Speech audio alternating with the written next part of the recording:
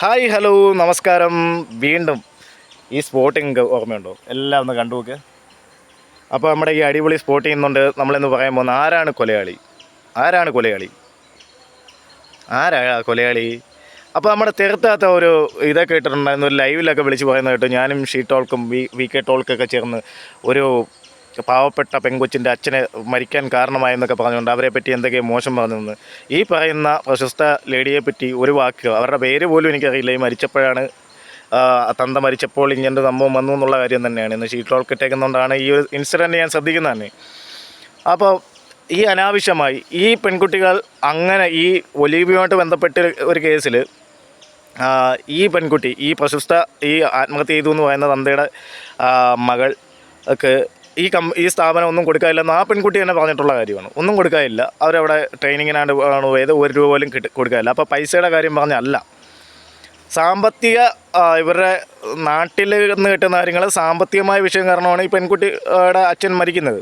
അല്ലാതെ ഈ പെൺകുട്ടിയുടെ കിട്ടാനുള്ള പൈസയ്ക്കൊന്നുമല്ല കാര്യം. അവർ അവിടെ നിന്നൊന്നും കിട്ടാനില്ല, അത് ആ പെൺകുട്ടി തന്നെ പറയുന്നുണ്ട്. പിന്നെ ഇവരെ മോശമായിട്ട് പ്രകീർത്തിച്ചുകൊണ്ടാണ് ഇങ്ങനെ എന്നൊക്കെ പറയുന്നത് കേട്ടു. അങ്ങനെയാണെങ്കിൽ ഞാൻ ഈ പെൺകുട്ടിയെ വെച്ച് സംസാരിച്ചിട്ട്, ഷീ ടോൾക്ക് സംസാരിച്ചിട്ട്, വേറെ ആരും സംസാരിച്ചില്ല. എന്നാൽ തിരുത്താത്ത നിങ്ങൾ സംസാരിച്ചിട്ടുണ്ട്. അവിടെ നിൽക്കുന്ന പെൺകുട്ടികളെ എല്ലാം സിബി പീഡിപ്പിച്ചു എന്ന് നിങ്ങൾ പറഞ്ഞു. നിങ്ങൾ പറഞ്ഞു. അതുപോലെ തന്നെ നിങ്ങൾ പറഞ്ഞു അവിടെ ജോലി വർക്ക് ചെയ്തിരുന്ന ഓരോ പെൺകുട്ടികളും സിബിയുടെ വെപ്പാട്ടികളാണെന്ന് നിങ്ങൾ പറഞ്ഞു. ഇത്തരം വൃത്തികെട്ട സ്ത്രീയെ നിങ്ങൾ ഇതേപോലുള്ള 100 കുട്ടികളുടെ ആത്മഹത്യക്ക് കാരണമായ ഒരു കാരണം പറഞ്ഞു വെച്ചിരിക്കുകയാണ്. ഈ പെൺകുട്ടികൾ നാളെ സമൂഹത്തിൽ ഇറങ്ങുമ്പോൾ എത്തരക്കാരായിട്ട് വ്യാഖ്യാനിക്കപ്പെടും.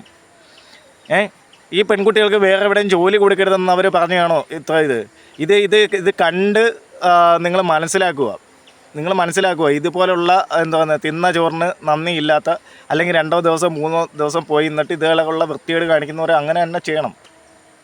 അതിൽ ഒരു തെറ്റുമില്ല. അതിപ്പോൾ ഏത് കമ്പനി ആയാലും അവരോട് മോശമായിട്ട് ഇതാവാൻ നേരത്ത് അവരെന്താണ് മോശം സർട്ടിഫിക്കറ്റേ കൊടുക്കൂ. That's all. അതിനൊക്കെ എന്തെങ്കിലും പരാതി ഉണ്ടെങ്കിൽ നേരെ കോടതി പോവുക. ചുമ്മാ ആൾക്കാരെ വന്നിട്ട് കൊലയാളി എന്ന് വിളിക്കരുത്. നിങ്ങൾ ഒരു പാവപ്പെട്ടവനെ ഇടിച്ചു വന്നിട്ട് ആ കുടുംബത്തിന് നിങ്ങൾ 5ൻ്റെ പൈസ കൊടുത്തിട്ടുണ്ടോ? ഇതുവരെ കോടതി ഹാജരായിട്ടുണ്ടോ? എത്ര പ്രാവശ്യം നിങ്ങൾ കോടതിയിൽ ഹാജരാവാതിരിക്കുന്നുണ്ട്?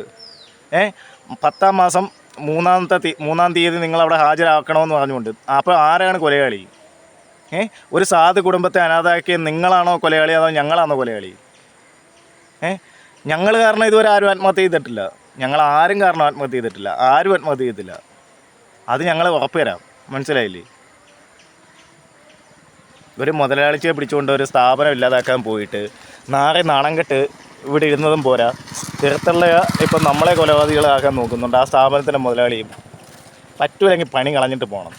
ചുമ്മാ ഇരുന്ന് ഇമാതിരി ഓലപ്പാമ്പിനെയും ജയിക്കാൻ പറ്റാതെ വരാൻ നേരത്ത് കണ്ടമാനം വായി തോന്നുന്നതും വിളിച്ചു പറയുന്ന ഇത്തരം ചീള് കേസുകളെ ഒന്നും പറയില്ല. പിന്നെ നിഷാന്ത് കൊടുത്ത കേസുമായിട്ട് ബന്ധപ്പെട്ട് ഞാൻ പോലീസ് സ്റ്റേഷനിൽ പോയിരുന്നു. ഒരു കുന്തവുമില്ല. എനിക്ക് പറയാനുള്ള കാര്യങ്ങൾ പറഞ്ഞു. അത് എഴുതി അവിടെ മുഖ്യമന്ത്രിക്കോ മറ്റോ ഉണ്ടെന്ന് പറഞ്ഞു. അത് എഴുതി ഇത് കൊടുത്തിട്ടുണ്ട്. ഷാജി പട്ടിക്കരെ പറ്റി പറഞ്ഞ കാര്യങ്ങളും ഒക്കെ, ഷാജി പട്ടിക്കരെ തെറി വിളിച്ച കാര്യങ്ങളും ഇതൊക്കെ ചേർത്ത് കാര്യങ്ങൾ ഞാൻ പറഞ്ഞു കൊടുത്തിട്ടുണ്ട്. സോ ആ കേസിൻ്റെ ഭാഗമായിട്ട് താത്ത ഇൻവോൾവ് ആയിട്ടുണ്ട്. സോ നിഷാന്ത് ഒരു രീതിയിൽ ചെയ്തു തന്നത് ഉപകാരമാണ്. കാര്യം ഒരു കംപ്ലൈൻറ്റും കൂടെ നിനക്കെതിരെ വന്നിട്ടുണ്ട്. അപ്പോൾ കൂടുതലൊന്നും പറയില്ല.